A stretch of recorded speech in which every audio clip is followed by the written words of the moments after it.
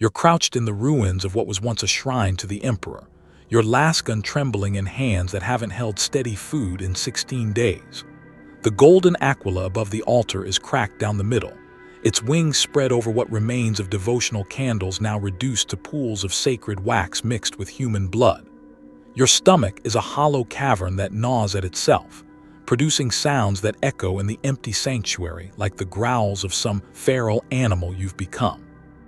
The sound that draws your attention isn't the distant thunder of artillery that's been your constant companion for 3 months, nor the inhuman screech of heretic war cries that haunt your dreams.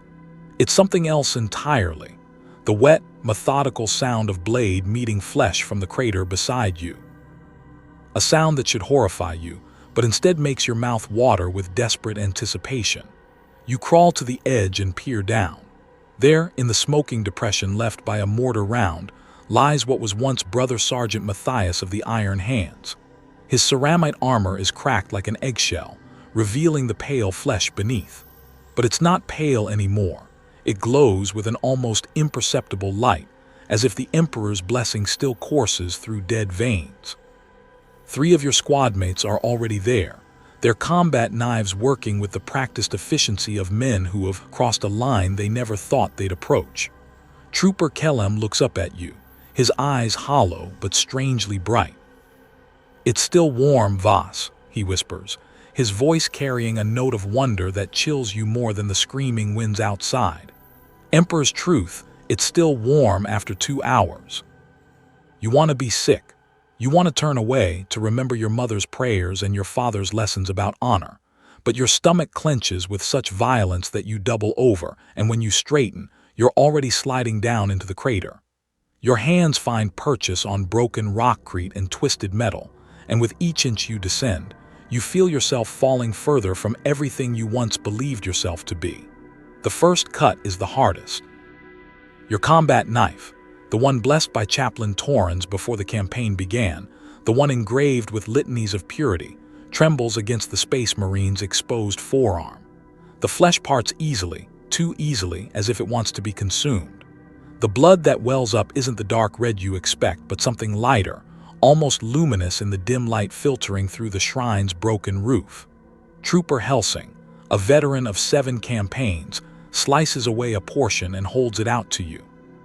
"First taste is always the worst," he says, but there's something in his expression that suggests the opposite. After that, it gets easier, much easier. You take the morsel.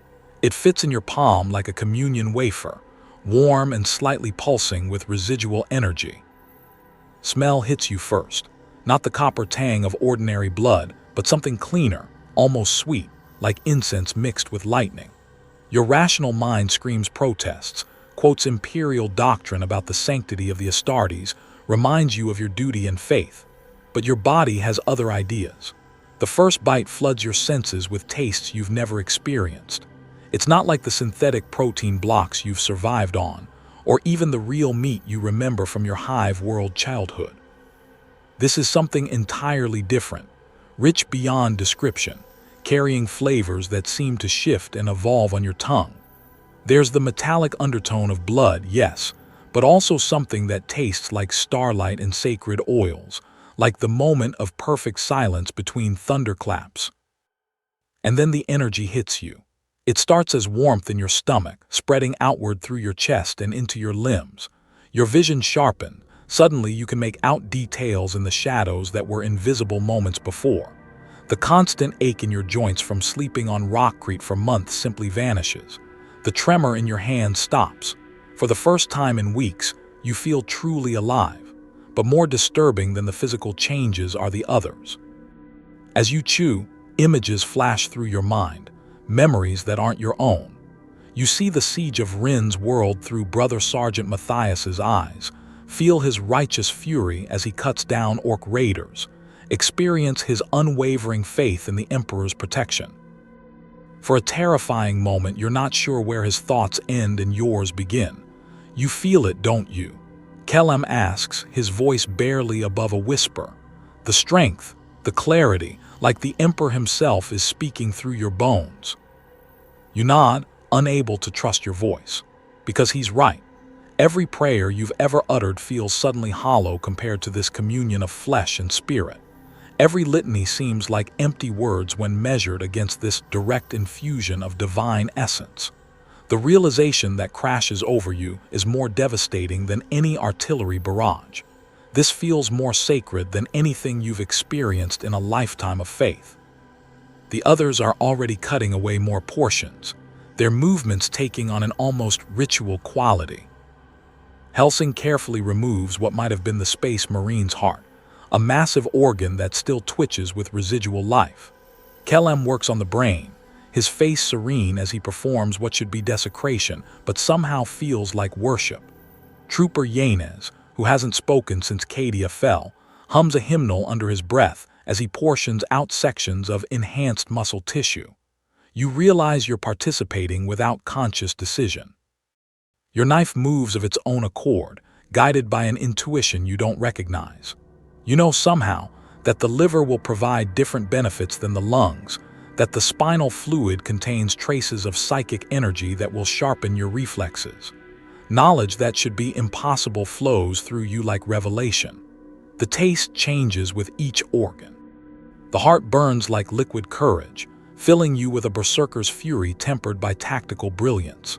The brain brings flashes of strategic knowledge, void warfare patterns and siege protocols you've never studied but somehow understand.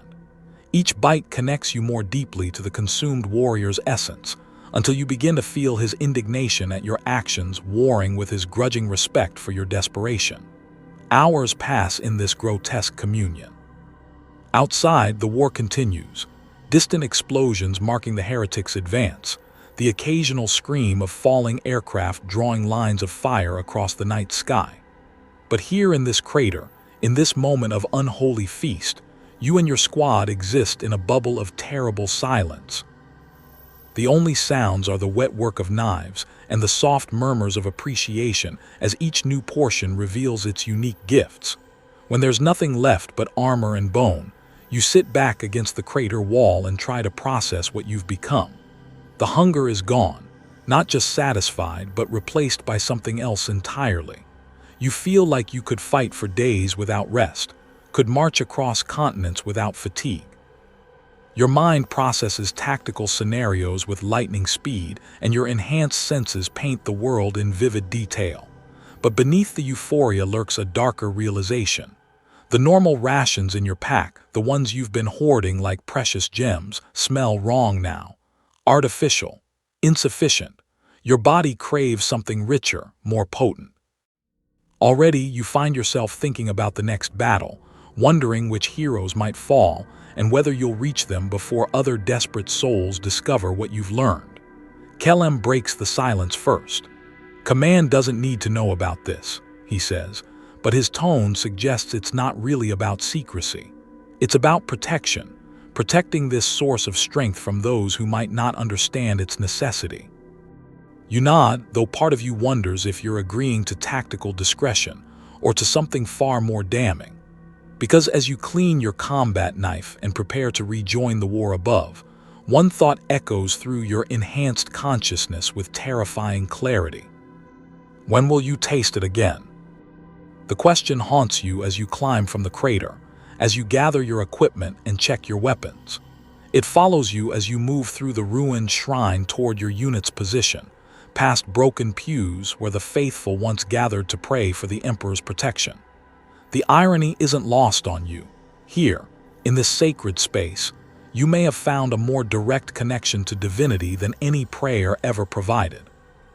But divinity, you're beginning to understand, tastes of copper and lightning and leaves you hungry for more than you ever imagined possible. As you rejoin the remnants of your company, huddled in their defensive positions among the shrine's outer walls, you notice how small they look, how fragile, how insufficient. Their normal rations steam in the cold air, filling their nostrils with the scent of processed protein and artificial flavors. You watch them eat with growing disgust, understanding for the first time that they're consuming food fit only for livestock. The thought should appall you. Instead, it fills you with a predatory satisfaction that you're only beginning to recognize. What have you become? The question whispers through your mind in a voice that might be your own, or might belong to the space marine whose essence now flows through your veins. And more importantly, what will you become next? 3 days have passed since your first communion in the crater, and the changes continue to ripple through your body and mind like aftershocks from some spiritual earthquake.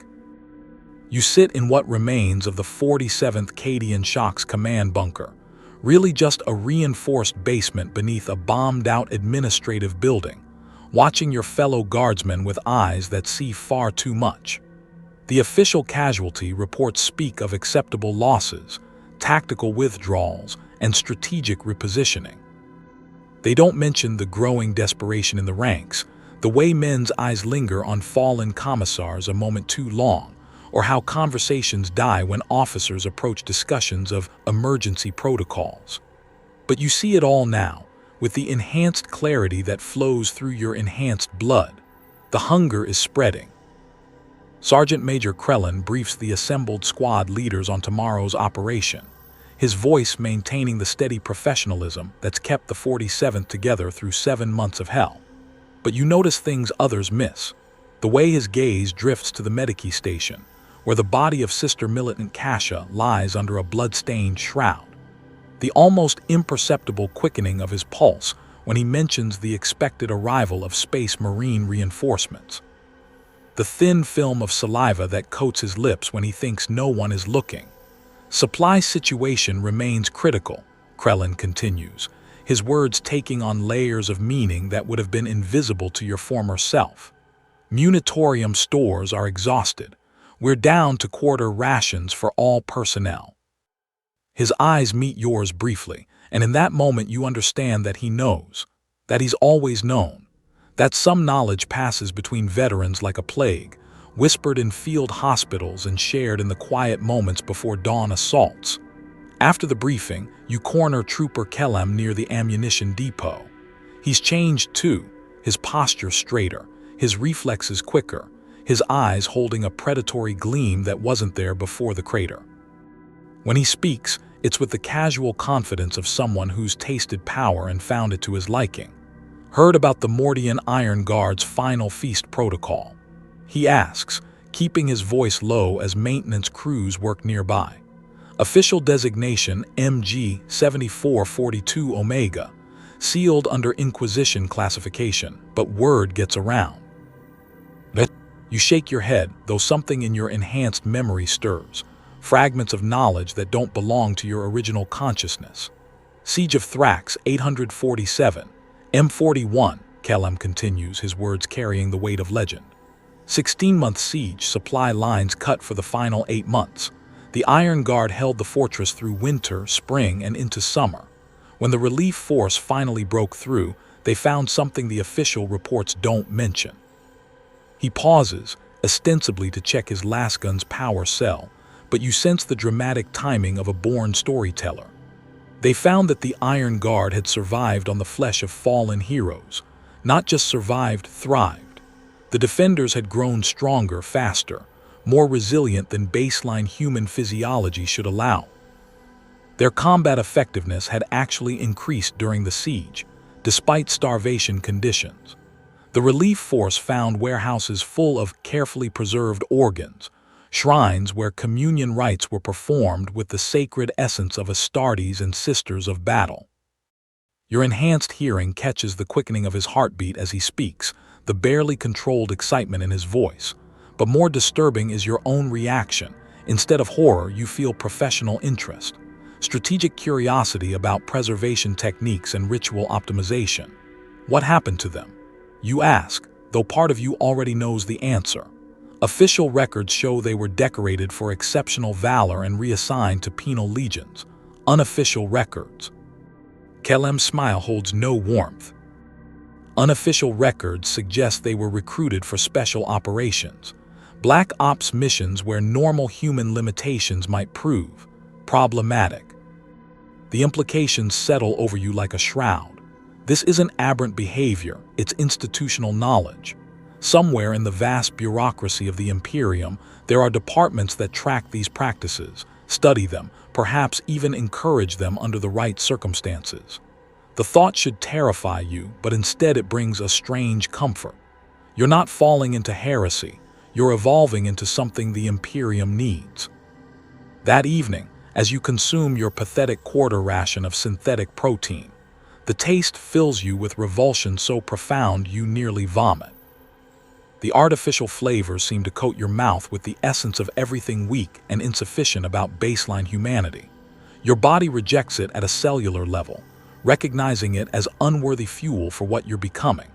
Around the mess area, you observe other members of the Crater Communion displaying similar reactions. Helsing pushes his ration away untouched, claiming illness.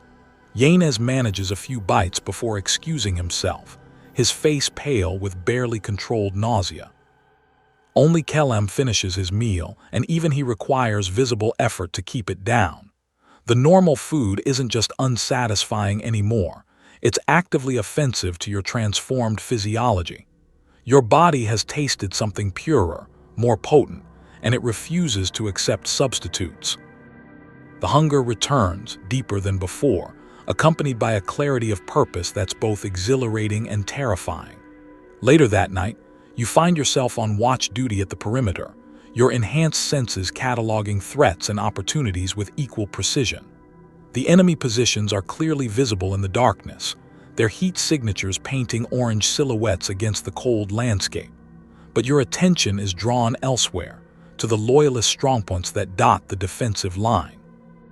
There, barely 3 kilometers to the east, the banner of the Ultramarines' 3rd Company flies above a reinforced bunker complex. Your enhanced vision can make out individual figures moving between positions, Space Marines conducting their eternal vigil against the darkness. Warriors whose flesh could sustain your entire company for weeks. Heroes whose consumption could transform the 47th Cadian shock from a depleted regiment into something transcendent. The thoughts flow through your mind with terrifying naturalness. Tactical assessments of approach routes, evaluation of sentry patterns, calculations of force requirements for subdual rather than termination. You find yourself planning an operation you'd never have contemplated a week ago, with expertise you shouldn't possess and motivations that feel as natural as breathing. A hand falls on your shoulder, and you turn to find Sergeant Major Krellin beside you, his expression unreadable in the darkness. "See anything interesting out there, Voss?" He asks, but his tone suggests he's not asking about enemy positions. You meet his gaze directly, understanding that this moment represents a threshold you'll never be able to cross back over. "Just wondering about supply opportunities, Sergeant Major," you reply, your voice steady despite the magnitude of what you're implying. Krellin nods slowly, his eyes reflecting starlight like a nocturnal predator's.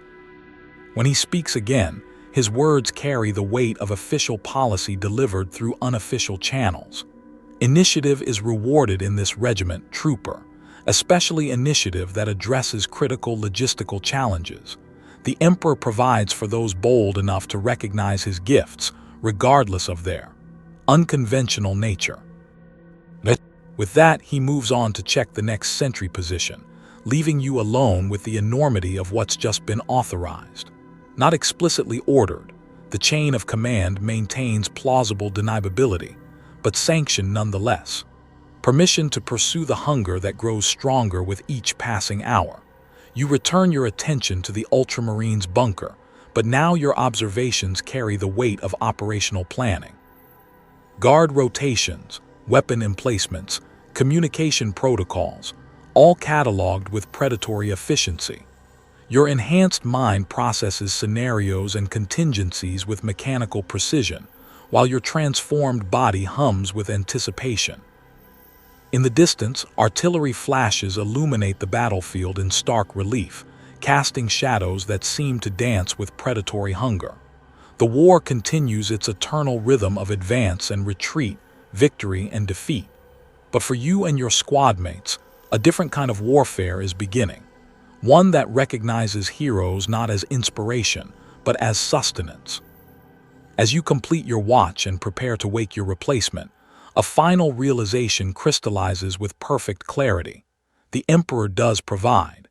He provides through the flesh of his chosen warriors, through the sacred communion of consumption, through the transformation of desperate soldiers into something far more dangerous than baseline humanity ever imagined. The question isn't whether you'll partake again, it's how soon the opportunity will arise, and whether you'll have the strength to share when it does. In the growing light of dawn, you can see other sentries along the line displaying the same predatory alertness, the same enhanced awareness of opportunities that extends far beyond enemy positions. The hunger is spreading as you knew it would, as it was always meant to. The Emperor provides, you think to yourself, the words taking on new meaning with each repetition. And soon, very soon, he will provide again.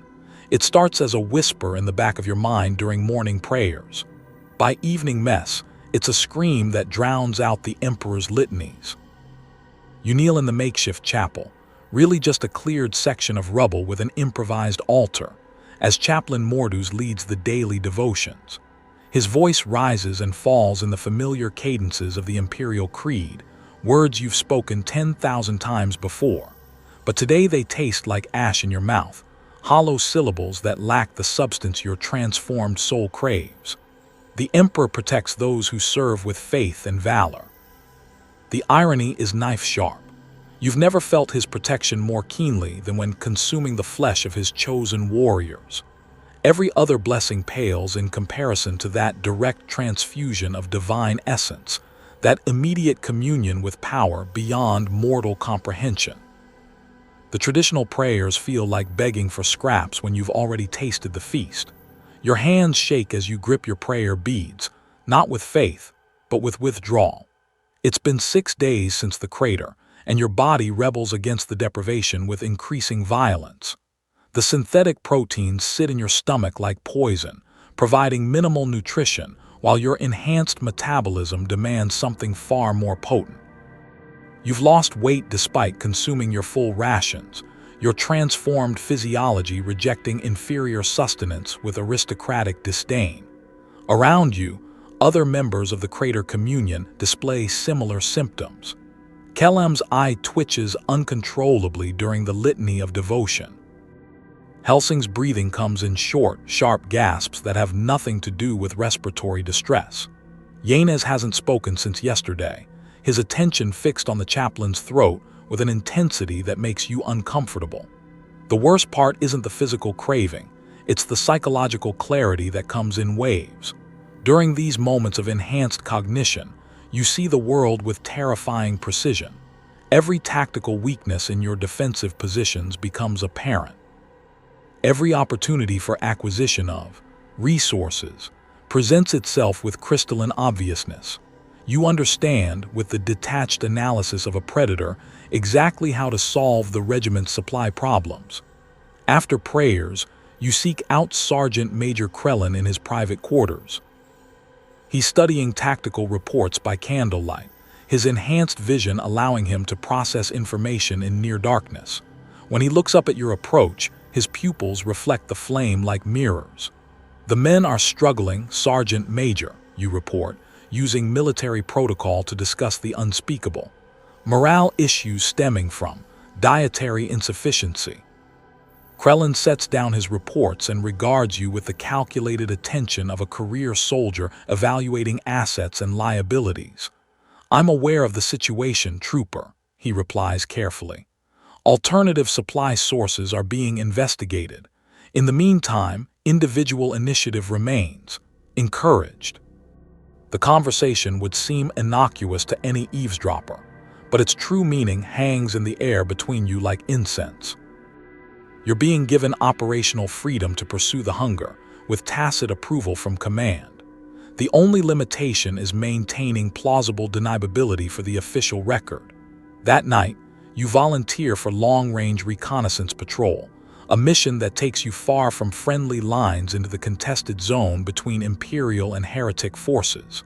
Officially, you're gathering intelligence on enemy movements. Unofficially, you're hunting. The patrol consists of 8 guardsmen, 5 of whom shared in the Crater Communion. The other 3 are normal soldiers, their baseline human limitations painfully obvious to your enhanced senses. They move too slowly, see too poorly, tire too easily. But they serve a purpose, witnesses to establish your legitimate presence in the operational area, should questions arise later. 3 hours into the mission, your enhanced hearing picks up the distinctive whine of Space Marine Vox communications from a ridge approximately 2 kilometers north. The signal strength suggests a small unit, perhaps a combat squad conducting their own reconnaissance operation. Your pulse quickens with anticipation that has nothing to do with tactical considerations. You signal the patrol to halt and consult your auger readings, using standard procedure to mask your true intentions. The normal soldiers see routine sensor sweeps. Your enhanced squadmates recognize predatory reconnaissance for what it is. Enemy contact bearing 027 degrees. You report into your Vox, establishing official justification for what follows. Investigating potential threat to primary mission. The normal soldiers nod and take defensive positions while you lead Kellam, Helsing, and 2 other enhanced troopers toward the source of the transmissions. Your enhanced physiology allows you to move through the broken terrain with inhuman stealth, while your augmented senses track the Space Marines with growing excitement. You find them in a collapsed Promethium refinery, using the ruins as an observation post to monitor heretic supply convoys. 2 Ultramarines in full battle plate, their enhanced senses focused outward on potential threats. They never suspect that the greatest danger approaches from behind, wearing the same Imperial insignia they've sworn to protect. Brother Tacticus Antonius stands 20 meters away, his back turned as he observes enemy positions through the refinery's broken windows. His companion, Brother Decimus, monitors Vox channels from a position deeper in the ruins. Perfect isolation, minimal risk of discovery, optimal harvesting conditions. The attack requires careful coordination. Space Marines possess reflexes and combat capabilities far beyond normal humans, but your enhanced physiology has closed that gap considerably. More importantly, you've retained the capacity for tactical thinking while they remain bound by codes of honor that make treachery inconceivable. Kellam moves left while you approach from the right, using hand signals refined during countless combat operations. The irony isn't lost on you, Imperial training being used to betray Imperial heroes. But survival transcends loyalty, and evolution demands sacrifice. The Neural Disruptor, a piece of equipment officially designated for use against enemy psychers, proves equally effective against Space Marine nervous systems when applied to the correct cervical vertebrae. Brother Antonius drops without a sound, his massive frame hitting the ground with enough force to crack the rockcrete beneath him. Brother Decimus turns at the noise, his enhanced reflexes beginning to bring his bolter to bear, but Helsing is already behind him with a monomolecular blade pressed against his throat. Not to kill, that would damage valuable resources, but to paralyze with precise neural disruption. Within minutes, both Space Marines lie unconscious but alive, their magnificent physiology intact and available for consumption. Your enhanced senses catalog the opportunities their bodies represent. Organs enhanced with genetic modification, blood enriched with combat stimulants, neural tissue containing tactical knowledge accumulated over centuries of warfare. The feast that follows transforms routine consumption into religious experience. Each bite brings not just physical enhancement but spiritual elevation. You consume Brother Antonius's heart and feel his unwavering devotion to the chapter flood through your consciousness. Kellam partakes of Brother Decimus's brain tissue and suddenly understands void warfare tactics that take baseline humans years to master. But the most profound change is psychological. As you consume the flesh of these heroes, you absorb fragments of their personalities, their memories, their absolute faith in the righteousness of their cause. The guilt that might have accompanied such actions dissolves beneath the weight of their own certainty. They believed completely in sacrifice for the greater good, and now they achieve that sacrifice in ways they never imagined. Hours later, you return to the patrol with intelligence gathered from the Space Marines' memory engrams. Detailed enemy positions, supply route schedules, tactical assessments of heretic capabilities. Information that will save Imperial lives and advance the war effort. Information obtained through methods that official doctrine can never acknowledge, but that results clearly vindicate. The normal soldiers accept your report without question, too limited by baseline human perception to notice the subtle changes in their enhanced squadmates. But you see everything. The way Kellam's eyes now track targets with inhuman precision, how Helsing moves with fluid grace that transcends normal human biomechanics, the satisfied smile that plays across Yanez's lips as he finally speaks again, his voice carrying new confidence born from consuming courage itself. When you return to base and file your reconnaissance report, Sergeant Major Krellin reviews your intelligence with professional appreciation. His enhanced senses detect the subtle improvements in your capabilities, the way your squad now operates with precision that exceeds their previous parameters. He doesn't ask questions about methodologies, focusing instead on the tactical advantages gained through your initiative. "Excellent work, Trooper," he commends, his words carrying layers of meaning. "Your squad's effectiveness has improved markedly. I'm recommending you for increased operational autonomy." That night, as you lie in your bunk surrounded by sleeping soldiers, you reflect on the day's accomplishments. 2 heroes have made the ultimate sacrifice for the Imperial cause, their essence now flowing through enhanced Guardsmen who can serve the Emperor with capabilities far beyond baseline human limitations. The mathematics are irrefutable.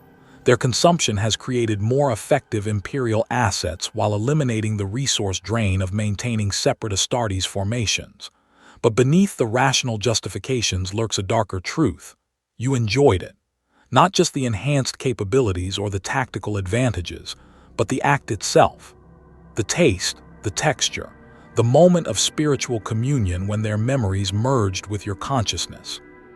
You're becoming something that craves not just the sustenance, but the experience of consumption itself. The hunger is no longer just physical necessity, it's evolving into something approaching worship. And as you drift toward sleep, your enhanced senses catalog the sounds and scents of the soldiers around you, your transformed consciousness automatically assessing their potential as future resources should circumstances require additional flexibility. Tomorrow, you think with predatory satisfaction, there will be more opportunities. The Emperor provides, and you have learned to receive his gifts with appropriate gratitude. In the darkness, something that was once human dreams of feasts yet to come. The Emperor provides through his chosen warriors. In consuming their flesh, we partake in their divine essence. We become the vessels of their unfinished duty. These words echo through the makeshift shrine as Chaplain Mordus raises the blessed chalice above his head, its contents gleaming with an inner light that has nothing to do with the flickering candles surrounding the altar. What was once emergency field communion has evolved into something far more profound, a sacrament that transforms desperate necessity into sacred duty. You kneel among 50 other guardsmen in the converted supply bunker, its rockcrete walls now adorned with imagery that would have horrified you months ago. Frescoes painted in blood and blessed oils depict the consumption of heroes not as violation, but as apotheosis. Space Marines and Sisters of Battle offer themselves willingly to hungry guardsmen, their faces serene with the knowledge that their sacrifice will create something greater than the sum of its parts. The chalice contains what Chaplain Mordus calls the sacred vintage, blood drawn from fallen heroes and mixed with sanctified wine. As it passes from hand to hand, each communicant drinks deeply, their eyes closing in ecstasy as divine essence floods their transformed physiology. When your turn comes, the taste explodes across your palate with complex layers of flavor. The iron of nobility, the copper of sacrifice, the silver of unwavering faith. But it's more than taste, it's revelation. As the sacred vintage flows through your system, you experience flashes of memory that don't belong to your original consciousness. You see the forges of Mars through a Tech Marine's augmented vision, feel the fury of righteous battle through a chaplain's enhanced emotions, Understand the perfect harmony of squad tactics through a sergeant's tactical wisdom. Chaplain Mordus begins the litany of consumption, his voice carrying new authority born from months of theological innovation. Gone are the traditional prayers of supplication and humility, replaced by invocations that celebrate the transformation of flesh into purpose. Blessed are those who hunger for righteousness, for they shall be filled with the essence of heroes. The congregation responds with voices that carry superhuman resonance, their vocal cords enhanced by the consumption of Astartes' larynx tissue. Blessed are those who partake of sacrifice, for they inherit the strength of the consumed. You join your voice to theirs, the words feeling more natural than any prayer you've ever spoken, because this isn't supplication, it's acknowledgement of a truth that transcends traditional theology. The emperor doesn't just protect from distant terror, he provides directly through the flesh of his chosen warriors, offering immediate communion to those bold enough to receive it. After the service, you remain in the shrine as other communicants depart for their duties. The walls seem to pulse with residual energy from the ceremony, and you notice details that would have been invisible to your original senses. Subtle variations in the candlelight that respond to the psychic resonance of consumed heroes. Shadows that move with purpose, carrying whispers of tactical knowledge and strategic wisdom. Chaplain Mordus approaches, his transformation the most dramatic of all. Once a thin, ascetic figure who spoke of denial and self-sacrifice, he's now become something altogether more robust. His enhanced physiology displays clear evidence of diverse consumption. The increased muscle mass that comes from space marine tissue, the heightened awareness that results from consuming sister of battle neural matter, the predatory grace that flows from commissar essence. You have questions, my child, he states, reading your expression with enhanced perception. The theology troubles me, chaplain, you admit, using religious confession to discuss what can't be addressed through military channels. How do we reconcile these practices with traditional doctrine? Mordus smiles, his teeth gleaming with an inner light that suggests significant dietary modifications. Traditional doctrine was written for traditional times, he explains, settling beside you on a pew carved from the armor plating of a consumed land raider. But we face extraordinary circumstances that demand extraordinary measures. The emperor himself consumed the essence of countless beings to achieve godhood during the Great Crusade. We simply follow his divine example on a smaller scale. The logic is seductive in its simplicity, but you sense deeper complexities beneath his words. Tell me about the hierarchy, you request, knowing that he'll understand your meaning. His expression grows thoughtful as he considers how much to reveal. When he speaks, it's with the careful precision of someone discussing classified doctrine. Space marine flesh represents the highest sacrament, he begins, his voice taking on the cadence of formal instruction. Their enhanced physiology carries the most concentrated divine essence, particularly organs modified during the implantation process. A single space marine heart can sustain an entire squad for weeks while providing combat enhancements that exceed standard human parameters. He pauses to light additional candles, their flames casting dancing shadows across the shrine's walls. Sister of battle organs offer different advantages, spiritual purity rather than physical enhancement. Their neural tissue provides resistance to chaos corruption, while their blood grants immunity to fear and doubt, particularly valuable for maintaining unit cohesion during extended operations.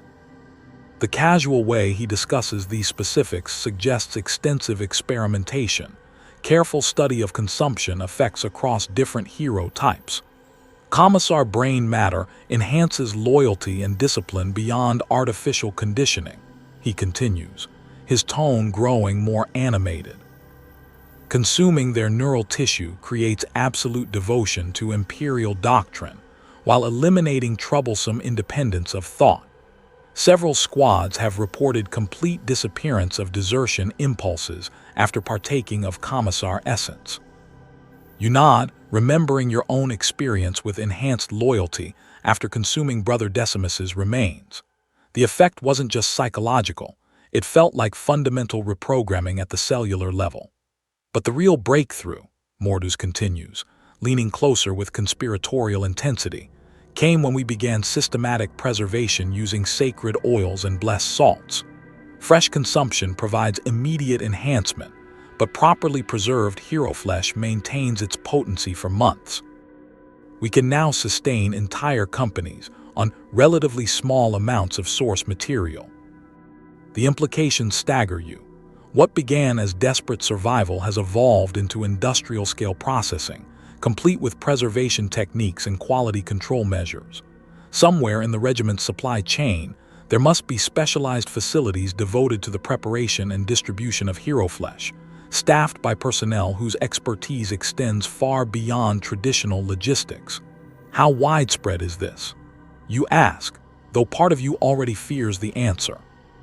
Chaplain Mordus' expression grows distant, as if he's accessing knowledge that exists beyond normal consciousness. The 23rd Valhalla discovered that fresh consumption works significantly better than preserved materials, he reveals, his voice dropping to barely above a whisper.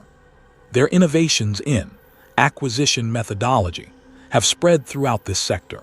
3 full regiments now operate under enhanced protocols, with more converting daily as word of their combat effectiveness spreads. The revelation hits you like a physical blow. This isn't isolated desperation. It's systematic transformation of imperial forces on a scale that suggests institutional support. Somewhere in the vast bureaucracy of the administratum, there must be departments that track these developments, study their effects, perhaps even encourage their expansion under carefully controlled conditions. The Emperor works in mysterious ways, Chaplain Mordus concludes, rising from the pew with fluid grace that speaks of significant enhancement. He provides the means for victory through whatever channels serve his will. Our duty is not to question his methods, but to embrace the strength he offers. As he departs to conduct private consultations with other enhanced personnel, you remain in the shrine contemplating the magnitude of what you've learned. The familiar symbols of imperial faith, aquilas, skulls, purity seals, now seem like quaint relics of a more innocent time, before humanity learned to receive the Emperor's gifts directly. That evening, you attend your first formal feast day ceremony, held in honor of the regiment's recent acquisition of materials from a company of imperial fists, who encountered unfortunate logistics difficulties during their transit through your operational area. The elaborate ritual that unfolds around their consumption transforms what should be desecration into something approaching religious ecstasy. 50 enhanced guardsmen participate in the ceremony, each receiving portions selected for their specific needs and capabilities. Squad leaders consume neural tissue to enhance tactical thinking. Heavy weapons specialists partake of muscle groups that increase strength and endurance. Vox operators consume auditory organs that sharpen communication abilities. But beyond the practical benefits lies something far more profound, a sense of spiritual communion that transcends anything you've experienced through traditional worship. As you consume your designated portion of Space Marine liver, you feel Brother Artorius's memories flowing into your consciousness. His training on Macrag, his first combat deployment against Tau expansion fleets, his unwavering faith in the Codex Astartes as the path to victory. For a terrifying moment, you're not sure where his identity ends and yours begins. You speak with his voice, think with his tactical acumen, feel his absolute certainty that sacrifice serves the greater good. The experience is simultaneously violating and transcendent, like being possessed by a benevolent spirit that enhances rather than corrupts your essential nature. When the ceremony concludes hours later, you understand that you've participated in something that changes the very definition of imperial faith. This isn't worship, it's consumption of divinity itself, direct ingestion of the Emperor's will made manifest in the flesh of his chosen warriors. As you return to your quarters through corridors that seem to pulse with residual energy from the feast, one thought echoes through your enhanced consciousness with perfect clarity. You are no longer human. You are something greater, something that serves the Emperor's will with capabilities that transcend baseline mortality. And tomorrow, when fresh opportunities arise, you will feed again. The hunger no longer whispers. It sings hymns of gratitude for gifts received and anticipation for gifts yet to come. The 23rd Valhalla discovered something horrifying. Fresh hero flesh works better than preserved. Much better. You stand in what was once a Mechanicus monitoring station, its cogitator banks now repurposed as preparation surfaces for activities that would have been unthinkable mere months ago. The screens that once displayed tactical data now show anatomical charts detailing the optimal harvest points for various types of Imperial heroes. Where sacred oils once anointed machine spirits, they now preserve the essence of consumed warriors in crystalline vials that gleam with inner light. Lieutenant Colonel Vex of the 23rd Valhalla addresses the assembled unit commanders with the clinical precision of a career officer discussing standard logistics protocols. His enhanced physiology is immediately apparent. The increased muscle mass, the predatory grace of movement, the eyes that reflect light with inhuman intensity. But it's his casual authority that truly disturbs, the way he discusses wholesale hunting of Imperial heroes with the same tone he might use for equipment requisitions. Preservation techniques maintain approximately 60% potency over 30-day storage periods, he reports, gesturing to detailed charts that display consumption effectiveness metrics. However, fresh consumption provides 100% potency plus additional benefits that our Medici specialists are still cataloging. Enhanced reflexes, improved tactical cognition, accelerated healing rates, all optimized when the source material is consumed within 6 hours of harvest. The implications are staggering. What began as desperate consumption of battlefield casualties has evolved into active hunting operations, designed to maximize the acquisition of fresh hero flesh. Entire tactical doctrines have been restructured around capture rather than kill objectives, with specialized equipment developed to subdue rather than destroy valuable resources. Captain Helsing of your own 47th Cadian raises a question that's been haunting the assembled commanders. What about resupply sustainability? Battlefield casualties provide irregular availability of source materials. Vex's smile holds no warmth, only the satisfaction of a predator discussing successful hunting strategies. The 23rd has developed innovative solutions to supply consistency issues, he responds, activating a holo display that shows detailed operational schematics. We've established 3 permanent acquisition facilities within our operational area, staffed by teams specializing in hero capture and processing. Current inventory includes 12 Space Marines, 8 Sisters of Battle, and 4 commissars maintained in optimal condition for harvest scheduling.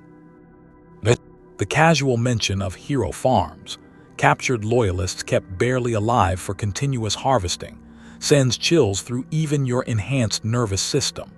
This represents a complete inversion of imperial values, the transformation of protectors into livestock, heroes into renewable resources for consumption by their supposed allies. Sustainability requires systematic approach, Vex continues, clearly warming to his subject. Random battlefield acquisition lacks reliability for ongoing operations. Controlled environment harvesting allows optimal nutrition management, stress reduction for improved meat quality, and scheduling that aligns with operational requirements. You listen with growing fascination and horror as he details the methodologies developed by his regiment. Specialized capture equipment that uses neural disruptors rather than lethal weapons. Transportation protocols designed to minimize stress and preserve essence quality during transit. Holding facilities equipped with life support systems that maintain heroes in optimal condition for extended periods. The technical specifications read like livestock management manuals adapted for superhuman subjects. Feeding schedules calculated to maintain muscle mass and organ function. Environmental controls optimized for different hero types. Space Marines require higher oxygen concentrations, while Sisters of Battle show improved essence quality under exposure to sacred music and imperial iconography.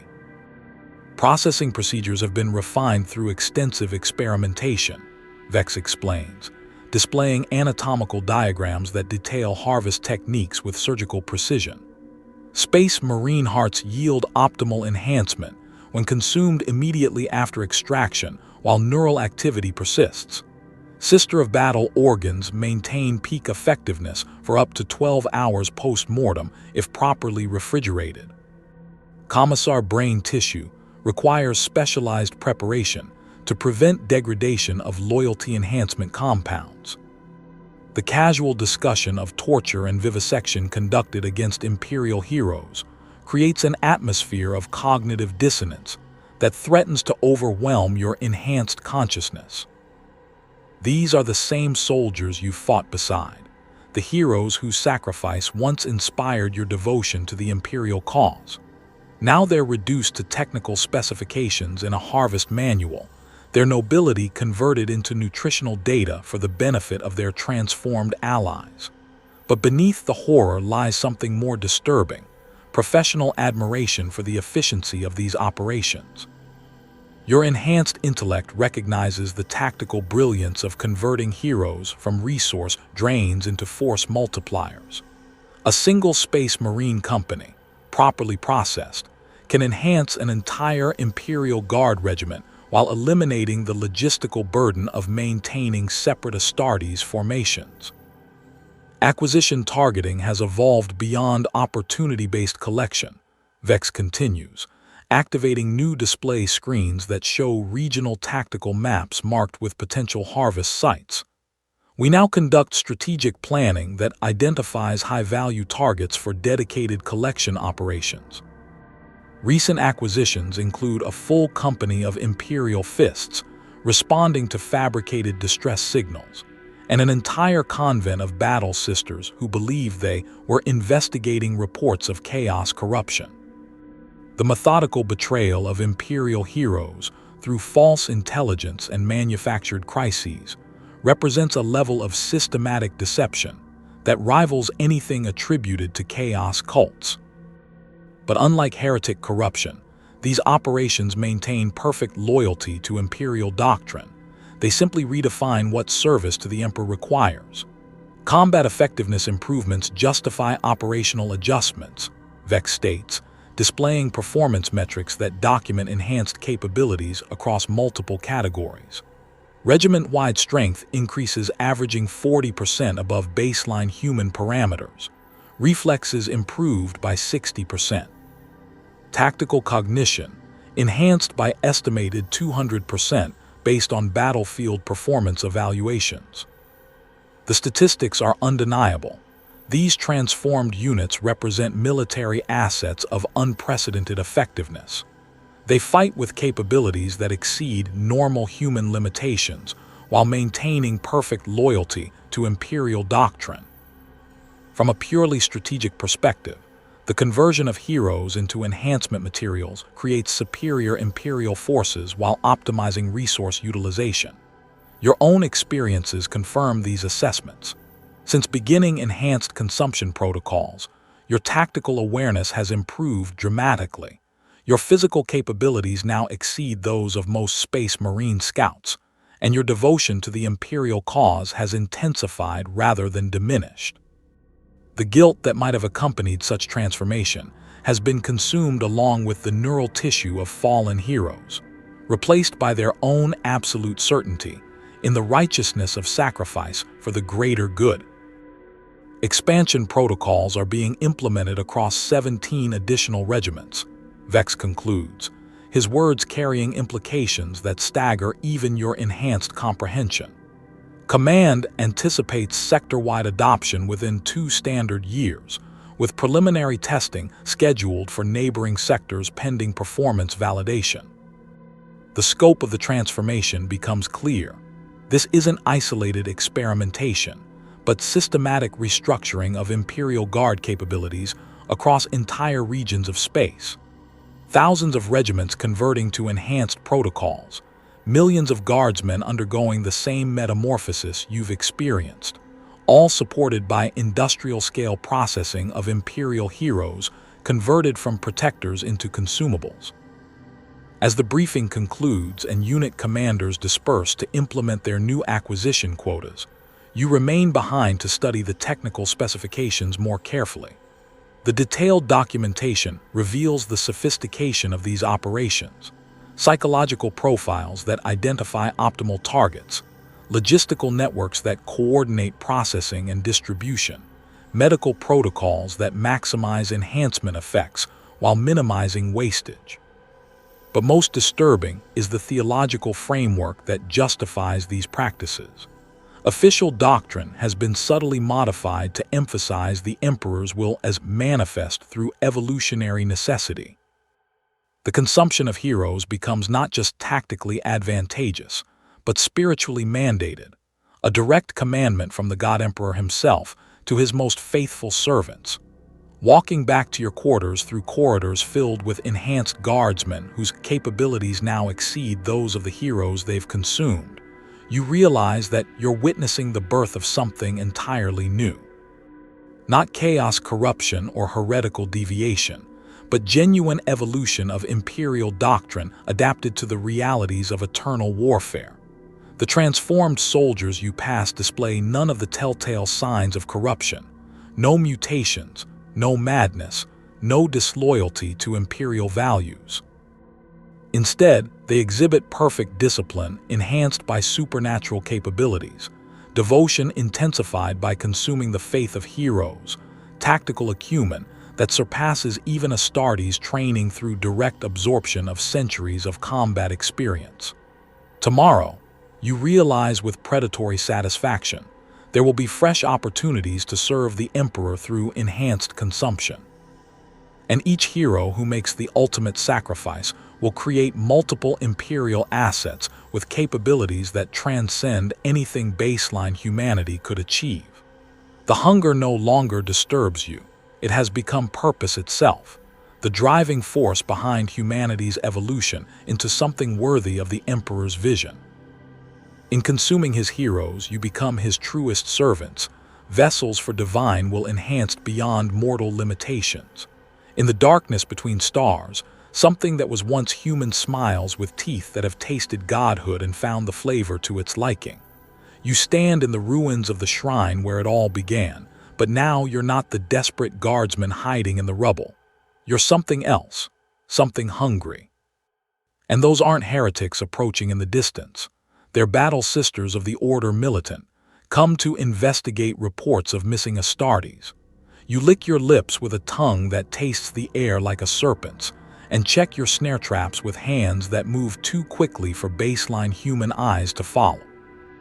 The transformation is complete now, written in every cell of your enhanced physiology. What began as desperate survival has evolved into something that transcends the original human template so thoroughly that the distinction between evolution and devolution has become meaningless. You are what the Emperor's vision always intended, humanity perfected through consumption of its heroes, elevated beyond mortal limitations through direct communion with divinity. Your reflection in the broken stained glass tells the story of your metamorphosis. The face that stares back still resembles Trooper Hadley Voss of the 47th Cadian Shock, but the resemblance is superficial. Your features have sharpened into something between human and predator. Your skin carries an inner luminescence that speaks of divine essence flowing through transformed veins, and your eyes reflect light with the cold brilliance of a nocturnal hunter who has learned to see prey in everything that moves. But the physical changes pale before the psychological transformation. You no longer think in terms of loyalty and duty as baseline humans understand them. Those concepts have been refined through consuming the unwavering faith of heroes, distilled into something purer and more focused. Your devotion to the Emperor has intensified beyond human comprehension, becoming a hunger that can only be satisfied through the consumption of his chosen warriors. The approaching battle sisters represent opportunity rather than threat. their sacred armor gleaming with the promise of enhancement beyond your current capabilities. You've learned to read the tactical patterns of heroes with predatory expertise, their formation spacing, their communication protocols, their reflexive responses to perceived danger. Knowledge gained through consuming the neural tissue of those who once fought beside them, memories extracted from the brain matter of their former allies. Sister Superior Cassandra leads the squad with the confident authority of someone who has never conceived that Imperial forces might represent a threat. Her enhanced senses scan for heretic activity, while remaining blind to the greater danger that observes from cover barely 50 meters away. The irony isn't lost on you. Her own training makes her predictable to predators who have absorbed the tactical knowledge of her order through systematic consumption of their heroes.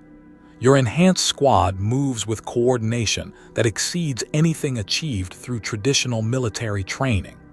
Each member has consumed portions of different hero types, creating specialized capabilities that complement each other with inhuman precision. Kelem's enhanced reflexes, gained from Space Marine neural tissue, allow him to anticipate enemy movements with supernatural accuracy. Helsing's tactical awareness, absorbed from Commissar brain matter, provides strategic oversight that rivals battlefield commanders with decades of experience. The capture proceeds with efficiency that would impress even the most demanding tactical evaluations. Neural disruptors disable the sisters' enhanced reflexes while preserving the integrity of valuable neural tissue. Specialized restraints, developed through extensive experimentation, prevent escape while maintaining optimal stress levels for enhanced meat quality.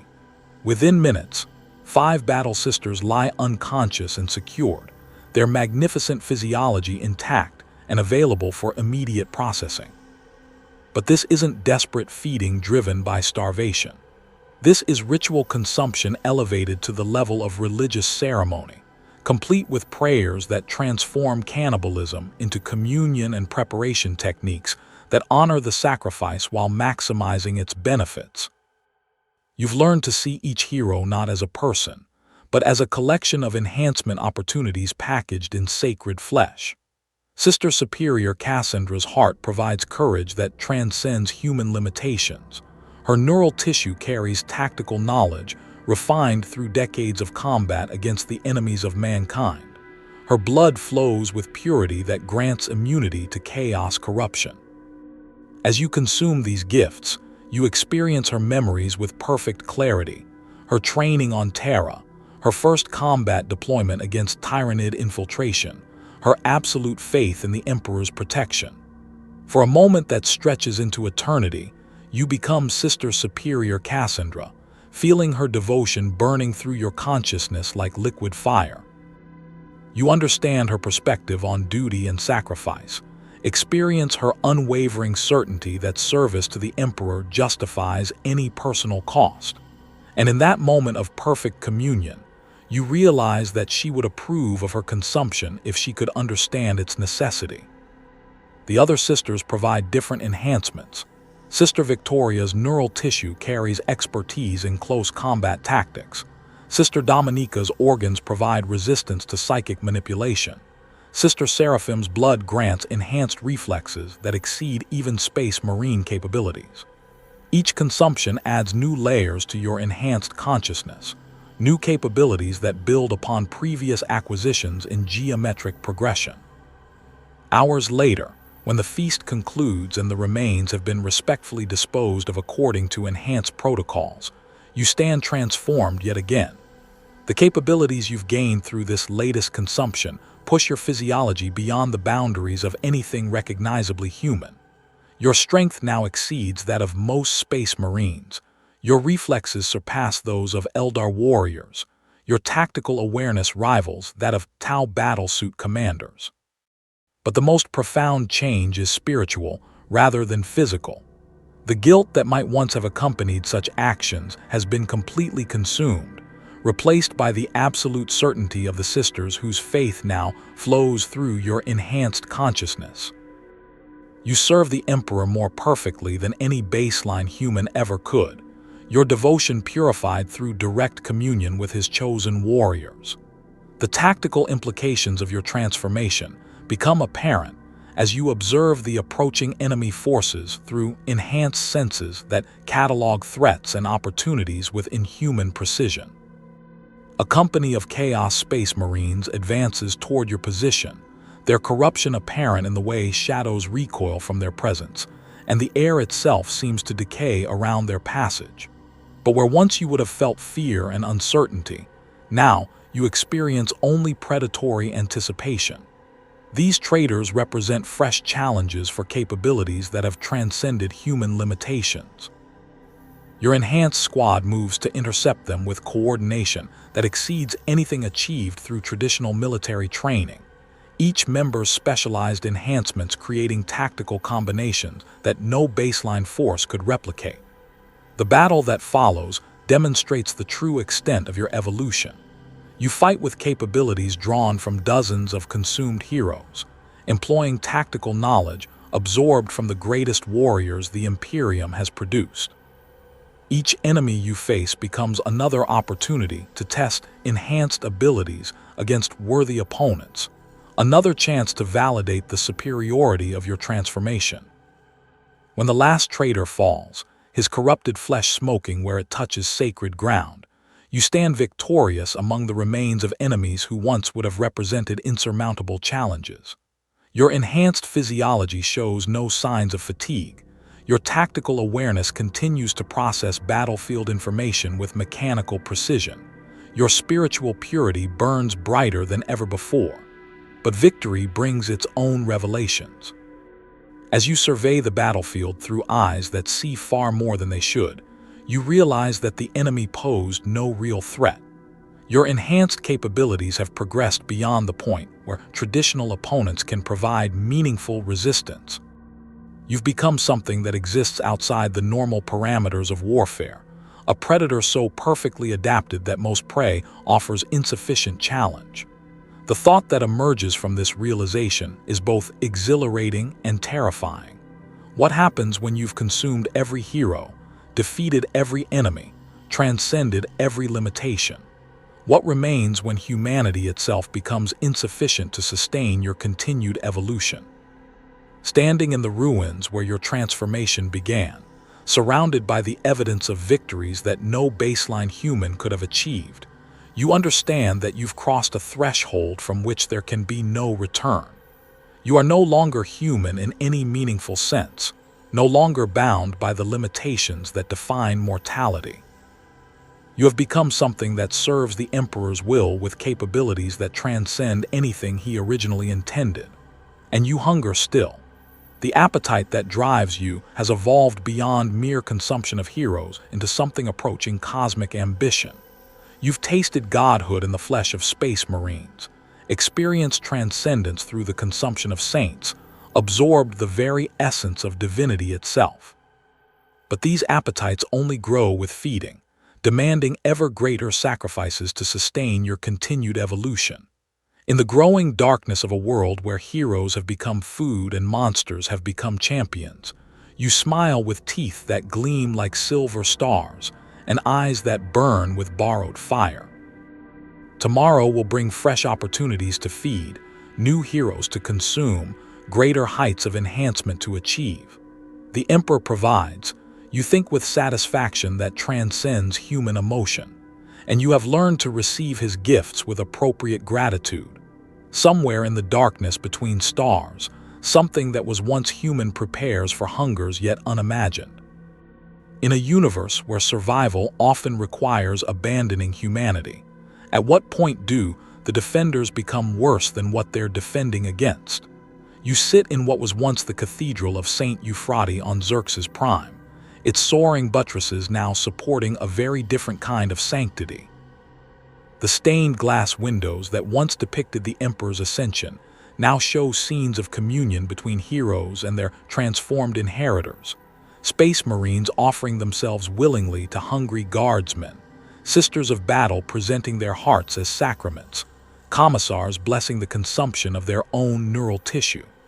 But you're no longer truly sitting, because the concept of rest has become foreign to your transformed physiology.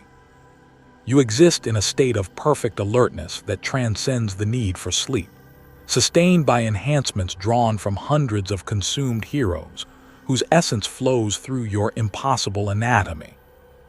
What was once Trooper Hadley Voss has become something that borrows the name for convenience, while embodying capabilities that mock the limitations of its original form. The cathedral hosts what the enhanced call a Grand Communion, representatives from 47 transformed regiments gathered to coordinate the next phase of humanity's evolution. Around you sit beings that were once human, their enhanced forms displaying the accumulated benefits of systematic hero consumption across multiple theaters of war. Each represents months or years of careful acquisition and processing, their capabilities refined through selective consumption of specific hero types optimized for their operational requirements. Colonel Vex of the 23rd Valhalla has transcended even your enhanced capabilities, his form incorporating enhancements from 17 different Space Marine chapters, 12 Orders of Battle Sisters, and countless other Imperial heroes whose sacrifice created something that defies classification. When he speaks, it's with voices that echo the memories of consumed heroes, their combined knowledge creating tactical insights that no single consciousness could achieve. Sector-wide conversion proceeds ahead of schedule, he reports, his words carrying harmonics that resonate with frequencies beyond human hearing.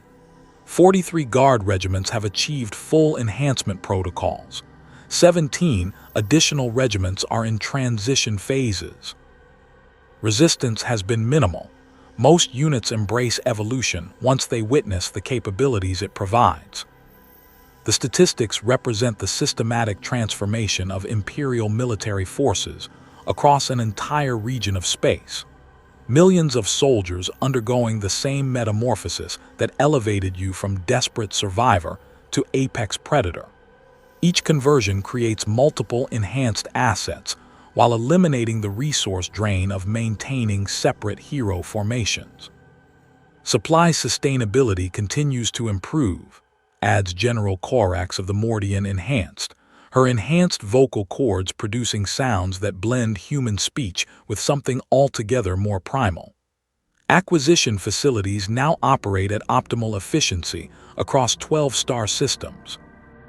Current inventory includes over 300 Space Marines, 200 Battle Sisters, and numerous other hero classifications maintained under controlled harvesting protocols.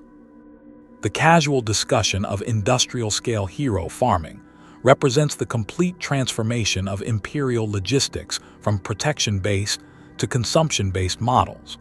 What once served as the Imperium's greatest strength, its heroes' willingness to sacrifice for others, has become the foundation for a new form of warfare based on converting protectors into renewable resources.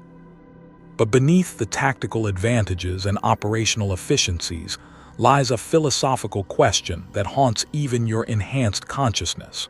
What have you become, and does it serve the Emperor's original vision for humanity? The answer arrives through memories that don't belong to your original identity. Brother Captain Artemis of the Ultramarines, whose neural tissue you consumed 3 months ago, believed absolutely in sacrifice for the greater good. His unwavering faith burns through your enhanced consciousness, carrying certainty that service to the Emperor justifies any personal cost. If consuming his flesh creates superior Imperial assets, then his sacrifice achieves its highest purpose. Sister Superior Cassandra, whose heart still beats within your transformed physiology, devoted her life to protecting humanity from forces that would corrupt or destroy it. Her memories flood through your awareness, carrying absolute conviction that the Emperors will manifest through whatever means secure humanity's survival. If evolution requires consuming heroes, then heroes willingly offer themselves for that evolution. The theological framework that emerges from these absorbed certainties transcends traditional Imperial doctrine while remaining perfectly loyal to its essential purpose. The Emperor created humanity to serve his vision of galactic dominance over the forces of darkness. If that service requires transcending human limitation through consumption of his chosen warriors, then such consumption becomes not just tactically advantageous but spiritually mandated. Phase 2 implementation begins immediately, Colonel Vex announces, activating holo displays that show expansion protocols extending beyond your current sector. Neighboring regions report successful initial conversions. The Adeptus Mechanicus has provided technical support for enhanced processing facilities. Several Space Marine chapters have begun voluntary contribution protocols after witnessing our combat effectiveness. The revelation staggers even your enhanced comprehension. Voluntary contribution protocols. Space Marine chapters offering themselves for consumption by enhanced guard regiments, recognizing that their sacrifice creates superior Imperial assets while optimizing resource utilization. The ultimate expression of loyalty to the Emperor's vision. Heroes willingly becoming sustenance for humanity's evolution into something greater than its original template. But the most disturbing development comes through intelligence gathered from consumed Inquisition personnel, whose memories now flow through the enhanced command structure. High Command is aware of these transformations. Not just aware, actively supporting them through carefully managed information campaigns that present enhancement protocols as natural evolution of Imperial doctrine rather than revolutionary transformation. The implications extend beyond military applications into the fundamental nature of human civilization. If heroes exist to serve humanity's advancement, and if consuming heroes creates superior humans, then the logical conclusion requires systematic conversion of all Imperial forces to enhance protocols, not through corruption or heresy, but through pure dedication to the Emperor's will as expressed through evolutionary necessity. You rise from your position and approach one of the cathedral's modified confession booths, now serving as private communication stations for enhanced personnel. The booth's occupant is what was once Captain Thorn of the Steel Legion, his transformed physiology displaying enhancements drawn from 6 different hero classifications. When he speaks, his voice carries the accumulated wisdom of consumed tactical experts whose knowledge has been refined into something approaching omniscience. The question isn't whether we've abandoned humanity, he states, reading your unspoken concerns with enhanced empathy drawn from consumed chaplain neural tissue. The question is whether humanity was ever worthy of the Emperor's vision in its original form. His words carry the weight of theological revolution. Humanity as the Emperor's rough draft, enhanced Guardsmen as his perfected creation, traditional humans as larvae, enhanced personnel as the mature form of the species. Heroes existing not as inspirational examples, but as necessary components in humanity's metamorphosis into something worthy of galactic dominion. We serve the Emperor more perfectly than any baseline human ever could, Thorn continues, his enhanced consciousness processing tactical scenarios with inhuman speed while maintaining perfect loyalty to Imperial doctrine. Our devotion has been purified through consuming the faith of heroes. Our capabilities exceed anything the original human template could achieve. Our efficiency eliminates the wasteful resource allocation that limited traditional Imperial forces. The logic is irrefutable, supported by combat effectiveness metrics that demonstrate enhanced forces superiority across all operational parameters.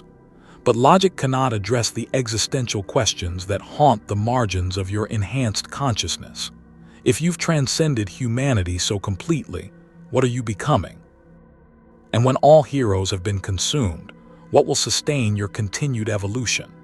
The answer emerges from the cathedral's shadows as the Grand Communion concludes and enhanced personnel disperse to implement their expanded acquisition protocols. You're not becoming something other than human. You're becoming what humanity was always meant to be. The Emperor's vision made manifest through direct communion with his chosen warriors, evolution achieved through consumption of divinity itself. And when all heroes have been consumed, when every Space Marine chapter and Battle Sister order has contributed their essence to humanity's transformation, then the enhanced will turn their attention to greater prey. The Emperor himself waits on Terra, his psychic essence representing the ultimate enhancement opportunity. The master of mankind whose consumption would elevate humanity beyond the limitations of physical existence entirely. Walking through the cathedral's enhanced nave past altered frescoes that depict the future rather than the past, you understand that you're witnessing not the corruption of humanity, but its apotheosis. Every hero consumed brings the species closer to transcendence. Every enhancement pushes the boundaries of what mortal flesh can achieve. Every transformed soldier becomes a step towards something that will surpass even the God Emperor's original design. The Emperor provides, you think with satisfaction that transcends human emotion while approaching something like cosmic contentment. And his greatest gift is teaching humanity how to consume itself into godhood. In the growing darkness of a universe where heroes have become sacraments and monsters have become saints, you smile with teeth that gleam like distant stars. Tomorrow will bring fresh opportunities to serve evolution, new heroes to transform into sustenance, greater heights of enhancement that push consciousness towards something approaching divinity. Picture a new recruit, fresh-faced and faithful, receiving his first communion in a regiment that's been changed. As he chews what he's told is blessed ration, enhanced with sacred proteins. He doesn't know he's tasting the rendered essence of a fallen captain of the Blood Angels. He only knows that for the first time in his life, he feels truly alive. His eyes begin to reflect light with inner fire. His muscles grow dense with borrowed strength. His mind expands to accommodate tactical knowledge absorbed from consumed heroes. And somewhere in the darkness between stars, something that was once human, but has become so much more smiles with teeth that have tasted godhood and found the flavor to its liking. The Last Supper has become the first feast of humanity's transformation into something that will make the Emperor's original vision seem like a child's drawing compared to the masterpiece of evolution it inspired. When survival requires eating your heroes, who becomes the hero of the story? The answer echoes through enhanced consciousness with perfect clarity. You do. All of you. Every enhanced soul who had the courage to transcend human limitations through communion with divinity. You are the heroes of humanity's next chapter, the protagonists of evolution itself. The Emperor protects, but now he protects through the transformed rather than for them. And in a universe of endless war, that may be the most merciful protection of all.